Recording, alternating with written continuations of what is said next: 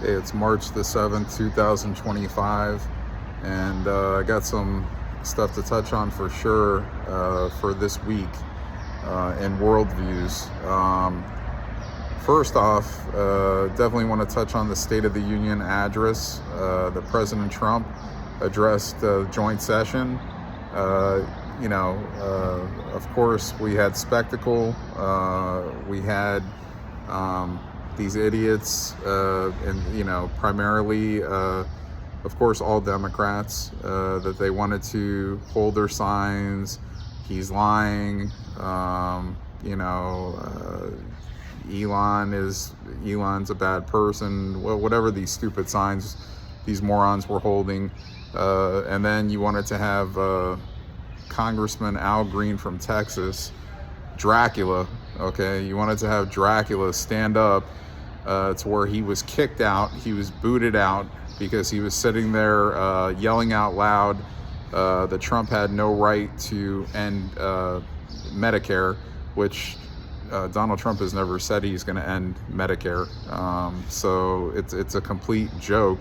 And this guy, wants to stand out because, obviously, this guy's already spoken out a few weeks ago that he was going to, file impeachment on Donald Trump again. Of course, there's nothing to impeach President Trump for, and if you tried that again, you would fail for the third time of impeachment of Donald Trump. These people just like to talk shit, and they like to cry because they know their gravy train especially is coming to an end. All the money that they've been stealing off taxes, primarily from the American citizens. Anyway, so this guy wanted to get loud, and he got thrown out. Great job by the speaker, Mike Johnson, throwing his sorry ass out. He was walking on his cane, his gimp ass. I was hoping that he just fell on his face. That would have been better, but that didn't happen. Then they went in to decide that they're going to censure Al Green. So that's basically, they consider it the second highest offense. Instead of actually terminating a position, ejecting them from their position of Congress or the Senate. Of course, he's a congressman, but they censured Al Green. So basically, they just sit there and they down him, and he's got to listen to it. And, and then they wanted to sing songs afterwards, the Democrats, like that they're united, which they are united. I got to say, these people are so pathetic that, they decided. I will say I did see a couple of them standing there and clapping, at least in their seats. I saw maybe a couple actually standing up at times and clapping. Maybe not for President Trump himself, what he was saying, but at least when they were honoring, say, Laken Riley's mother, when they were honoring DJ, kid from Texas who had brain cancer, or who's still battling brain cancer for 6 years. Things like that, it's just beyond me that, even if you have a problem with Donald Trump, where these are people who have gone through, bad things. They've multiple mothers are there, grieving their children that were killed by immigrants, illegal immigrants, and you can't even applaud that there's acts that are being signed by Donald Trump to honor these deceased people. It's and then giving DJ an honorary he's going to be an honorary Secret Service member, and they can't even applaud that. Again, I saw maybe a few applauding from their seats. I saw others that maybe 2 or 3 it seemed like that were maybe standing at times, but overall it's just like it's pretty pathetic that it's that what they put on display. So it is what it is. Most of these people on the Democrat side, I would say, are probably have been thieving money, and they know that their money train is coming to an end. Like I said, I would also say that there's Republicans that have been thieving money also, just not as many as Democrats. I think there's probably criminals on both sides that have been taking money illegally, and Trump and Elon Musk are both here to stop that, to put an end to it, because it's definitely not constitutional, and to screw the American taxpayer out of money. And put it in your pocket and in another country's pocket, and not this country's pocket, is horrendous and fucking embarrassing. Al Green really should be terminated. He's a piece of trash. Again, Dracula, he's barely can walk on his cane. He's a joke. So Jasmine Crockett, another one, she wanted to walk out. Jasmine Crockett's supposed to be the new face, I guess, of the Democrats. Like AOC, I guess she's trying to overtake AOC's position. She wants to be the loudmouth. She's another loser that's just, making their party look worse and worse. Anyway, Donald Trump, he laid out, all his ideas that he's been telling the American people. It's just common sense ideas. It's America first ideas. It's not good for the globalist and globalism. It's good though for the United States of America. And these tariffs, I guess there's been a temporary hold actually put on the tariffs to Mexico and Canada. But putting these tariffs in place, if you're going to tariff us, we're going to tariff you. It's very simple. That's how it's going to work. We're not going to just tariff you, but we're going to tariff you if you're trying to make it harder on the United States, we're going to make it harder on you. And that's fair. That's common sense. So anybody that would bitch about that is also a complete fucking idiot. So anyway, Donald Trump, he's just doing his thing, signing more executive orders every day. Of course, the Democrats, they decided that they wanted to go against his order for, banning transsexual trannies from women's sports. There'll be other things that will be put into place that will assure states won't get funded if they want to. They won't get funding if they want to go by these horrendous, this horrendous act of making it unfair for a woman to compete in a sport with a man that's posing to be a woman. It's just a complete joke. And there'll be other ways that states will comply, or they're going to pay the price. So there'll be other things coming as far as that goes. I do think it's a great thing that we actually had 10 Democrats that actually voted to censure Al Green. That's, it's not enough, actually. It should have been all of them.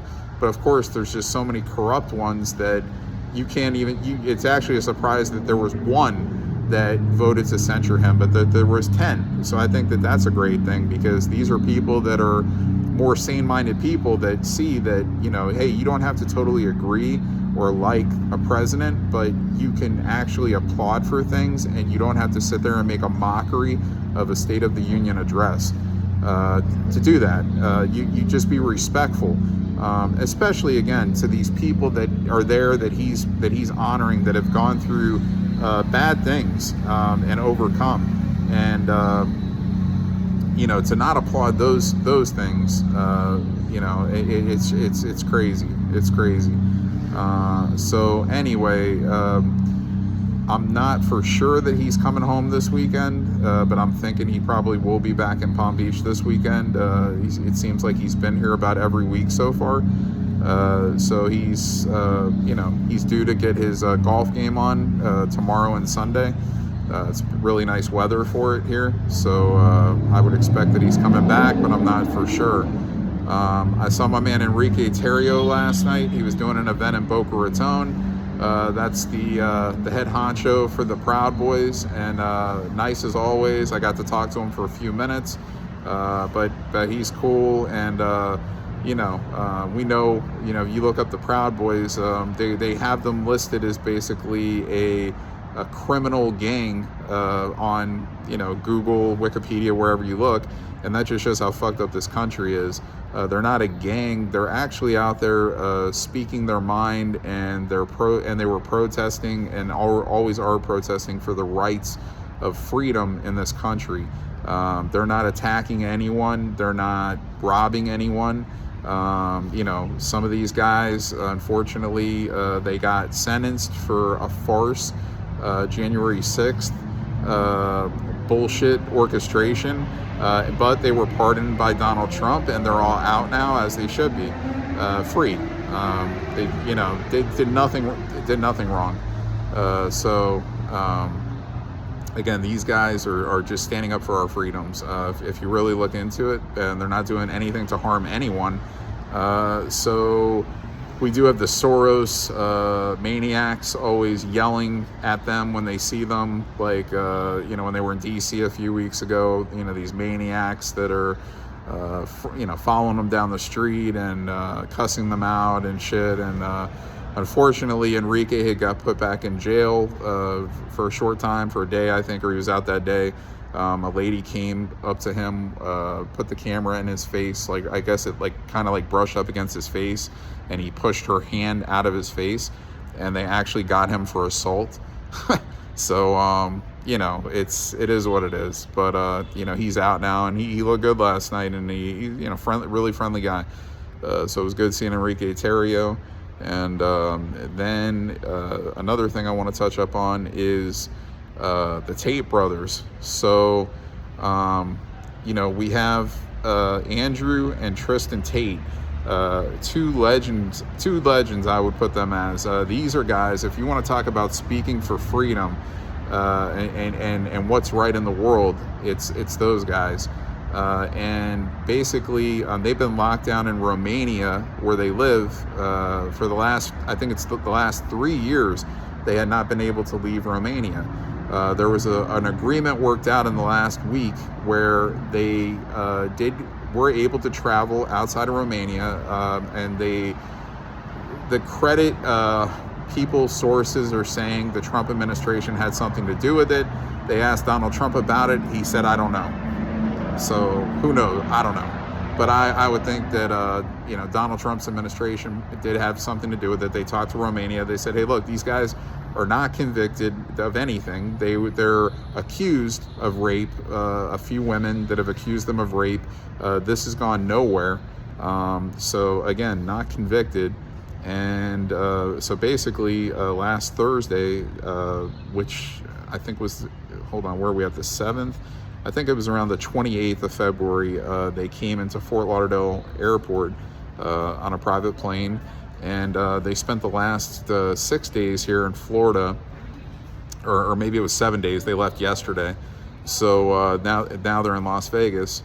And according to Andrew Tate, they purchased a home here somewhere in South Florida. He says Miami. It could be Fort Lauderdale. It could be wherever, I don't know, but he says a penthouse, and that's great. Unfortunately, I missed them while they were here. I was hoping I'd run into them somewhere, but it didn't work out. I saw they were out smoking cigars with Roger Stone one of the nights they were here. They were at a couple clubs, a couple restaurants, but it was great to have them in the area for a couple of days, and that they're going to be moving here is a great thing. These are freedom guys. They're about free speech. They're not about all the corruption that's going on in the world. They're always calling out George Soros, this maniac, this old piece of shit that's confined to a wheelchair. Him and his son, but George Soros is just one of these maniacal human beings that, you know, basically wants the whole world to see things the way that he does. And he's invested all his money all these years to put into media outlets, into like terrorist formed type groups, people that go out on the streets and don't just protest. They basically cause violence. They riot. They loot places. So this is the guy, George Soros, and he still exists, which is a sad thing. But I think he's like 93 years old, and hopefully he dies anytime. He's a piece of trash. And he is a Democrat aligned, so he wants the world to see things his way. He likes globalism. He doesn't like America first. He likes what makes his pockets bigger, and he probably doesn't like the average American person. He probably hates the average American person, which is why he's so maniacal. He probably just sees people on the streets, I'm assuming, that have their pants down a little bit low. Maybe he doesn't like certain skin colors. Maybe he doesn't like rap music. I mean, I'm just assuming, I'm just throwing out some things, but he wants everybody to see things his way.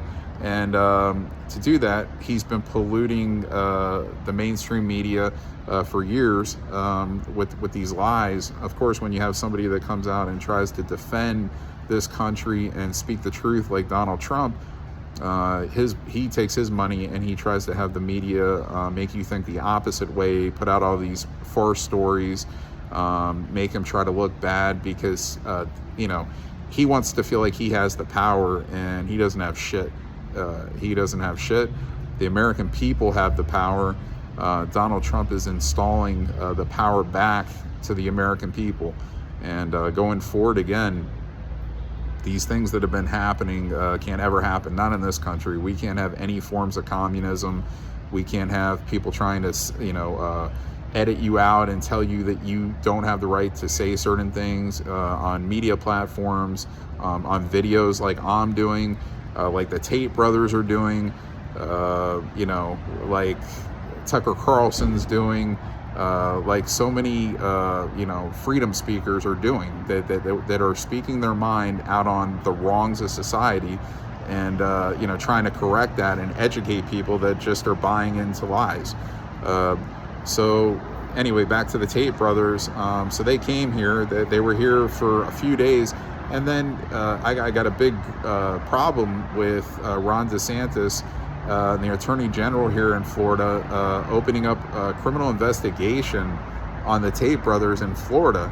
Ron DeSantis wanted to come on television and say that we don't need people like the Tate brothers in our state.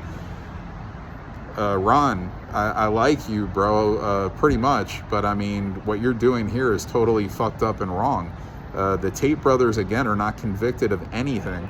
They're accused by probably planted women. And listen, again, I can't really say that this is my prediction that this is going to come to where these guys are innocent and that they didn't do anything wrong. I could kind of read people pretty well, and they're very confident guys. They're very letting you know, basically with their hands behind their head, that they didn't do anything to rape any woman, or I read body language pretty well, and I would say 99.9% I'm going to be right on this. If you have actual evidence, video that shows, a man being aggressive to a woman, okay, but in this, I think this would have already come about after, this was a few years ago, I believe, that they were accused of this, and I think it was like 4 different women that they're saying have come out against them, that they've had issues and accused them of rape or whatever. It's a very serious thing if it's actually committed. I just think that these guys' voices are so powerful that this is another example of the deep state establishment in the world that is trying to, put lids on these guys, so to where they can't speak their mind because they have such powerful voices, that's just not going to happen. And Andrew Tate, Tristan Tate, these guys, they're 2 good guys from what I see. They call out the bullshit. The one thing I would disagree with, I'm not sure Tristan views this. I think he does the same way as Andrew, but they're kind of prone to be Hamas backers, which I don't understand. Hamas is definitely a terrorist organization. They're the aggressors here. Israel, Donald Trump backs Israel, and the Jews. So I would think that that's something that they're probably going to get educated on eventually. But other than that, I would say that everything that they say, I totally agree with. just everything that's been going on, from COVID to trying to make the United States a more communist country when there's supposed to be no communism here, and basically just calling out all the farces like Zelensky, just people that are just there to just make money illegally and just steal money from our country, which they've been doing.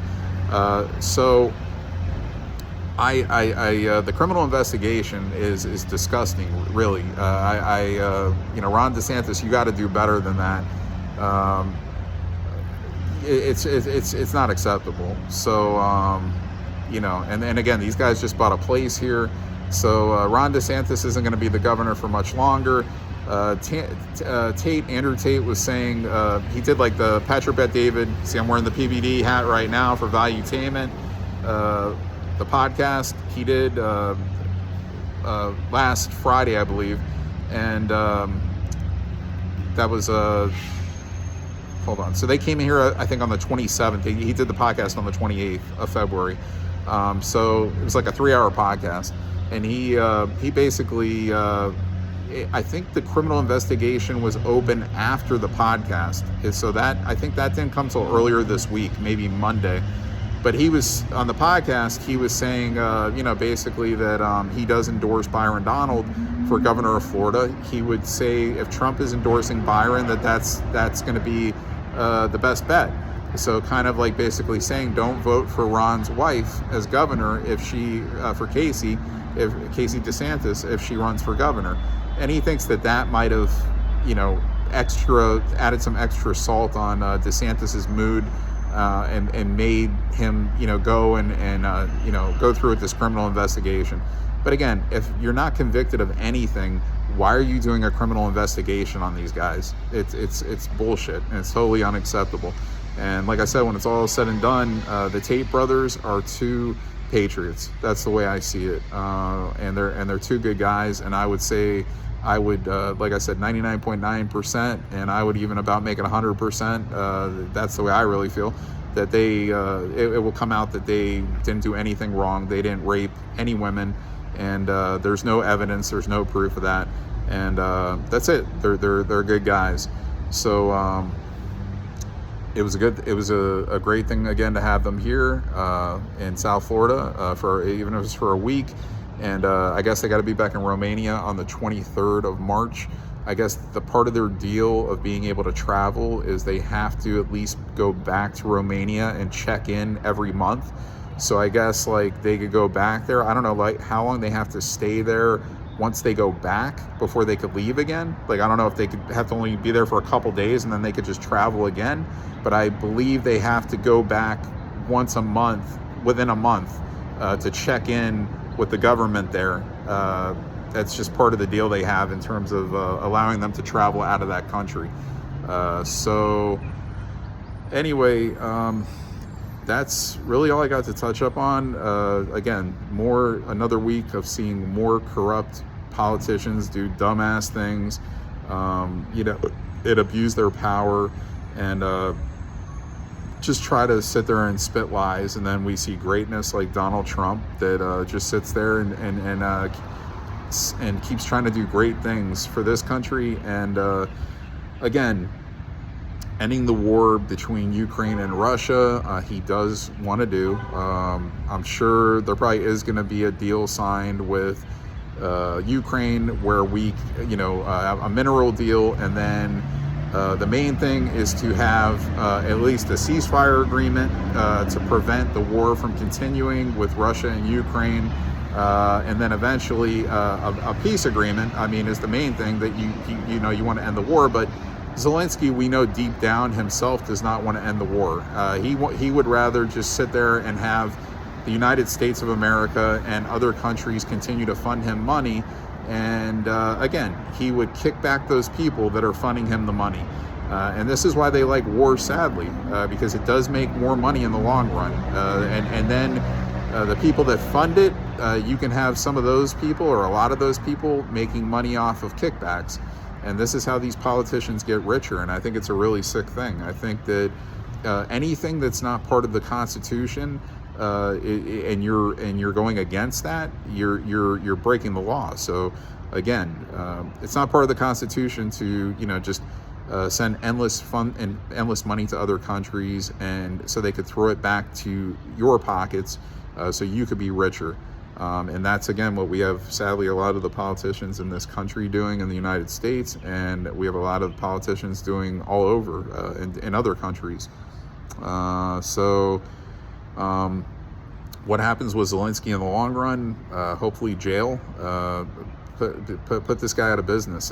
He's a bad person, and again, that government needs reforming in the Ukraine. There's Nazi brigades running that government in the Ukraine. It's a bad government. And again, people have to do their research. They have no idea. They're being flooded by the legacy fake news media, different things, that they're great people and they're the good guys and this and that, and that's not the case. When it's all said and done, everybody's going to see the truth, and then it really is going to open a lot of eyes. But just remember, I'm the one that has been telling you all this stuff from the very beginning. If we're going back to President Trump's first term, I've been telling you all these things, and all these things are coming true of what I said.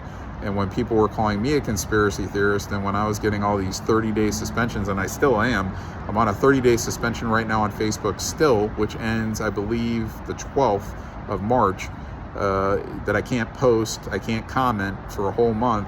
And I've suffered several of these suspensions over the last few years, 30-day suspensions. It was a while that I hadn't had a 30-day. It was more like 7-day suspensions, and now this is the first 30-day I've had in maybe a couple of years almost. But they're still attacking. I mean, and this is just for telling somebody to go fuck themselves, or this is just like freedom of speech statements. This isn't anything like I'm gonna come and fuck you up, or any type of threats or anything like that, or even calling somebody homophobic names. But even if I'm calling somebody a homophobic name, that's not a threat. So if I sat there and I called somebody a homophobic name, which I didn't, but still, they shouldn't have the right to suspend me as part of Facebook rules. And then, of course, Zuckerfuck, he wants to sit there and make it like, oh yeah, it was the Biden administration that was trying to, make us put clamps on people and freedom of speech, and not talk about COVID, and not talk about the 2020 election. And we're going to change that, and we're going to give people, we're not going to censor anybody anymore.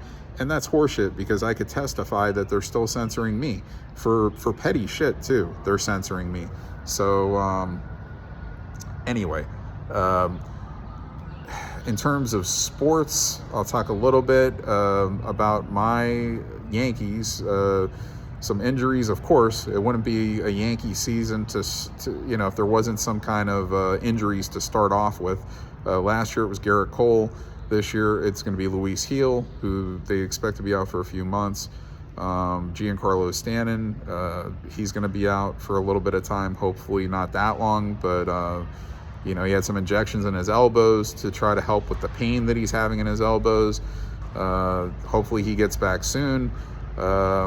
Also, DJ LeMahieu. I mean, man, I back DJ LeMahieu. I feel like if he's healthy, I feel like as long as he could be on the field, I think he could still produce. The thing is it just seems like lately he can't really stay on the field. And I mean, he's out there in like one spring training game this year, and he already strains his calf. And it's nothing that's going to keep him out like a long period of time, but it's going to keep him out, who knows, it could be a month or something. And again, it's like, is this guy ever going to be able to go back out there and play and not get hurt, like where he re-injures his body? I feel like LeMahieu would benefit if he lost a little bit of weight. Not to say he's overweight. He's a taller guy, but he's just, he's got that same build. And I feel like if he went a little bit lighter, it would probably help him. So I don't know, if that's something that they may suggest. Try to drop like 10 pounds, even though it might hurt your power a little bit. I mean, it might be something that's going to keep you more healthier. I don't know if he does like yoga or a lot of stretching. I mean, that's something that might help him. But he's got to do something, because we have him for this year and next year under contract. And it's not been looking good as far as him being able to stay out there and, try to give the Yankees any type of production. And then when he is out there, I feel like he's not playing at 100%. And then, of course, that affects his hitting if he's out there and his foot is not 100%, if his hip is not 100%, and he's trying to hit, he's not going to have all the power coming in the correct form if those body parts are still giving him issues. He says going into this year he was healthy again, but I think I remember him saying that last year, and then he got injured again and he was playing hurt. So, so these guys are too prideful sometimes. They're going to say that they're 100% and they're not. They want to be tough. If they had the mentality, if they could play, if they're able to go out there, it's good enough. But again, little minor things. I mean, toe pain, foot pain, hip pain, that can all affect your hitting. I mean, it can make you a very poor hitter. You might be able to still field correctly, but it may affect your hitting. And if that happens, it's like you are hurting the team. No matter, there's probably a better option that's healthier and can do a better job. So honesty is big in sports. If you're not feeling 100% and you feel like the injury is affecting your performance, you have to sit, man. I mean, and you might have to have a lesser talented player come in, but that would be a player that actually would probably be better for the team at the time because they're 100% and maybe you're 70% and they could do better than you can at that time. So that's that for the Yankees. Yankees still, they're going to do well. They made a lot of good moves. Despite losing Soto, okay, big shit. They made a lot of good moves. Have a lot of talent coming up through the system. Also, the Bulls had a good win last night. Look, the Bulls are fighting for a play-in spot. It's not fun playing for a play-in spot, but it's not fun at all unless you win the championship. And that'd be very hard for the Bulls to do, I think. But hey, you get in, you never know what happens. Bulls have a young team. They got a lot of young talent. They can score, but again, they got to learn how to defend better. Defense is not just rebounding, which they do well. On the ball defense, pressuring the shooters, making it harder on the shooter, affecting their shots. Again, this is why they're the second worst defense in terms of points given up in the NBA per game on the season. Over 120 points per game they give up. So that's got to be corrected. Chicago Blackhawks made a big trade, really, and I was happy with it. Seth Jones, when we got Seth Jones from Columbus, I was happy. I was like, wow, Seth Jones, we're a really good defenseman. But it could be a little overrated at the time, the way he was hyped up, but still a good player. But I was trying to ignore at the time the fact that the Blackhawks really did overpay. $9.5 million salary for Seth Jones, where your highest paid player per year in the league right now is Austin Matthews, who makes $13.5 million. So if you look at it like that we were paying Seth Jones only $4 million less than Austin Matthews, who's making the most, that is a very big overpay. I started looking at it to the point where, this is probably going to be hard to trade Seth Jones, even if he approves the trade, because he would have to approve that he wanted out. But a couple of weeks ago, he did go to the Blackhawks. He said, I would prefer to be moved to a contender because whatever. I don't see the team making any progress the last couple of years, which is true, but it's a lot to do with you also, buddy, because, you've missed a lot of games and, you really haven't played great. I would say you've played okay over your Blackhawk tenure, but you have not played great. So more not really an offensive guy at all. I mean, he's more, he's more on the puck defense, but I've also seen him turn it over a lot at times, that creates easier goals for the opponent. He has not played great for Chicago. So for it to come through that they worked out a trade with the Panthers and were able to basically let the Panthers take on $7 million of his salary, which if you're looking at it, you wish it would have been all 9.5. So the Blackhawks have to pay $2.5 million every year remaining of his salary, which is, I think, another 4 years maybe. But in the long run, they get Spencer Knight. Now, that was a shock to me that the Panthers would give up Spencer Knight. This kid has always been highly touted, always been one of these guys that's like, this is going to be the next great goalie in hockey. Basically, he's been playing behind Sergei Bobrovsky, who the Panthers paid a lot of money to a few years ago. This guy's making $10 million per year. He's coming off a world championship in goal. So, I mean, he's the starter there, and he's still playing well. So Jesus, I'm too into Seth right now. Spencer Knight has been the backup to Bobrovsky, so he's not been getting, of course, as much playing time. Bobrovsky hasn't been injured, so Spencer has about half the starts that Bobrovsky does this year. But Spencer Knight right now is 6th best in the National Hockey League. Now, this is on limited starts, but he's 6th best in the National Hockey League in goals against this year. That's tremendous, and he's 23 years old. So we get Spencer Knight, and we get the bulk of that money the Panthers pay Seth Jones, so we get that back. And now that gives us more money to go spend in the offseason when you have Mitch Marner becoming a free agent, when you have Mikko Rantanen becoming a free agent. So you really, the Blackhawks have to go and try to get one of those guys. Preferably, I would probably want Mitch Marner. He's a little bit younger. I feel like he's a better complete player, but they're very similar if you look at their statistics, Marner and Rantanen. And even in age, I think we're talking about maybe a year and a half to 2 years apart. But I would still probably rather go for Marner if they're going to buy somebody. I think that's the one thing that this Blackhawks team is missing, is just one more big goal scorer. Like, I think they have added enough solid depth around, like Bedard, I mean, just in guys that are coming up that have the potential to even be big goal scorers, like Frankie Nazar. I think he's got a great chance to be a 30-plus goal scorer. They've got other kids that are coming up in the system, Nick Lardis, Oliver Moore. There's several. I mean, they've really replenished the minor league system. Getting Levshunov up, I think this year to play would be beneficial for him, but definitely next year I see him starting on the team, and that's another good reason that he's a defenseman. That's a good reason why. Another good reason why they were able to get rid of Seth Jones and open up a spot for Levshunov. They have a lot of good young defensemen. So this team really getting Spencer Knight in goal, and that first game of his, I think it was 41 saves, 42 shots on goal. So he allowed 1 goal and saved 41, and it was in a Blackhawks win. I believe it was 5-1, and God, I'm already forgetting who we beat. Oh, the Los Angeles Kings. It was who's a very good team this year, and they dominated them that game. Of course, the next game they start Soderblom in goal, and they lose 4-3 in overtime. So, you know, and then they said to Peter Mrazek, "Sorry, Peter, but you're not playing anymore this year. So, like, we're going to try to trade you. You have 1 year left on. We have 1 year left on his contract. If they can't trade him, I'm thinking they probably might even waive him." But they probably still would try to trade him in the offseason. So I don't think they would. I think they want to try to get something for him.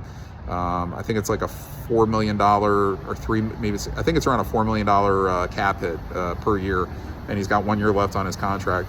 So I think, that if they can't trade him now, then they probably try to do it in the offseason, and not waive him, not put him on waivers.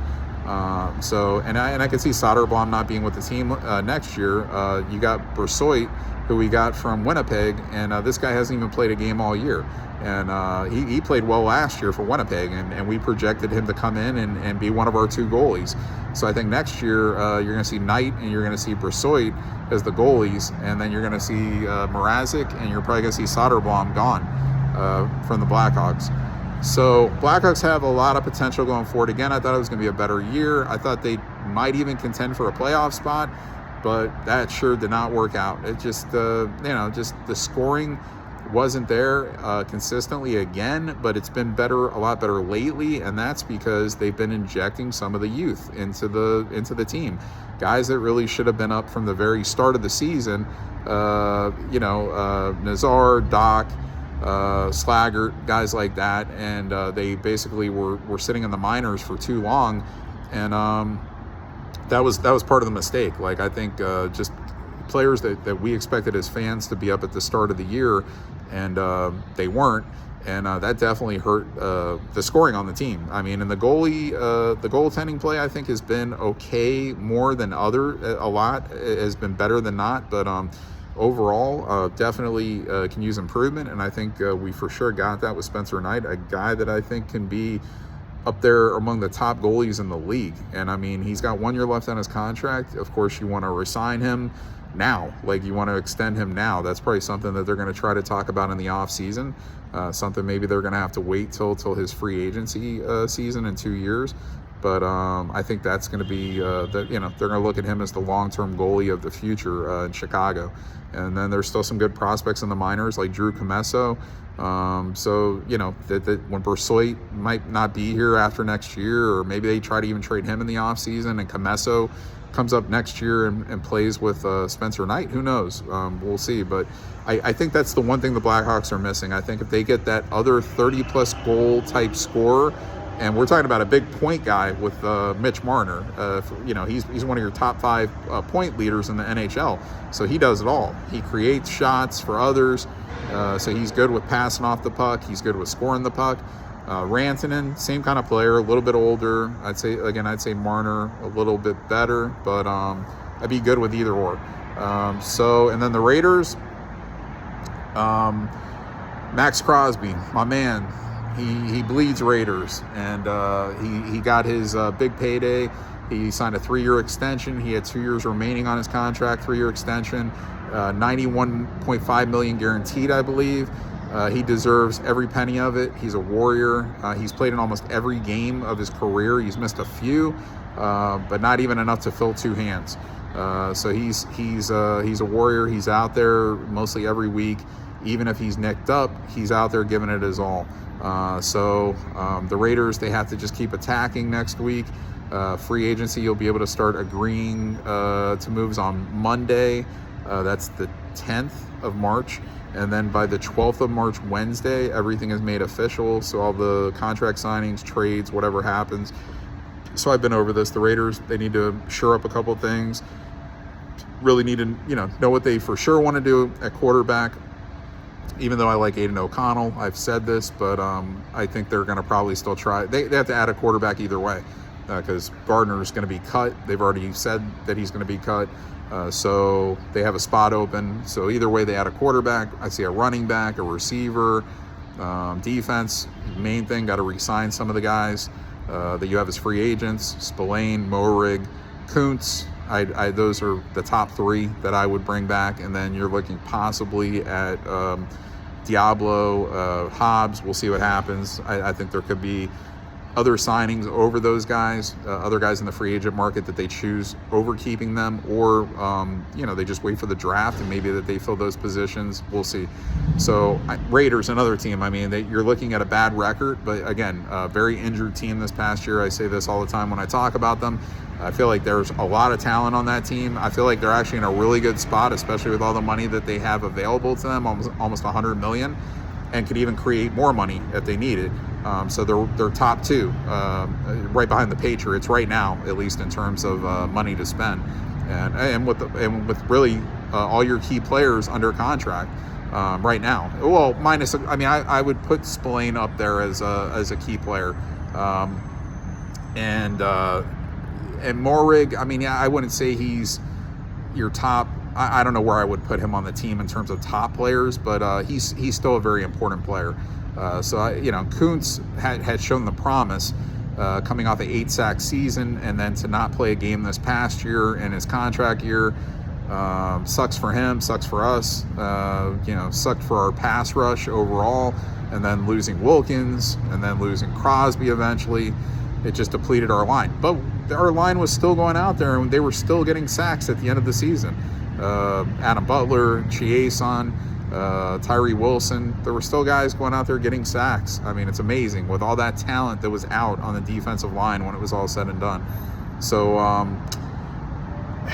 nothing else I really want to touch on in other sports. I just see that the Lakers have got back into the second playoff seed, I believe, in the West, which surprised me. I didn't know that they crept up that fast, but they did.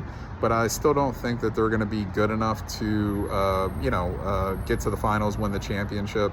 I think Oklahoma City is probably the deepest team in the West, but does that mean that they can't lose to the Lakers or lose to Denver?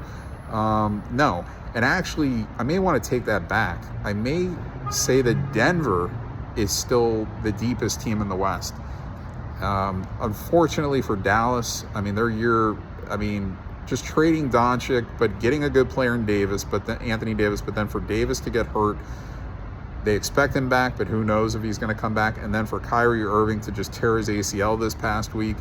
And then they have several other guys that are key players there that are out. So, like, they're fucked. Dallas Mavericks are fucked. I mean, I think they would have actually had a good chance if they would have had Kyrie, Anthony Davis, and their other role guys. I think they would have had a good chance to come out of the West.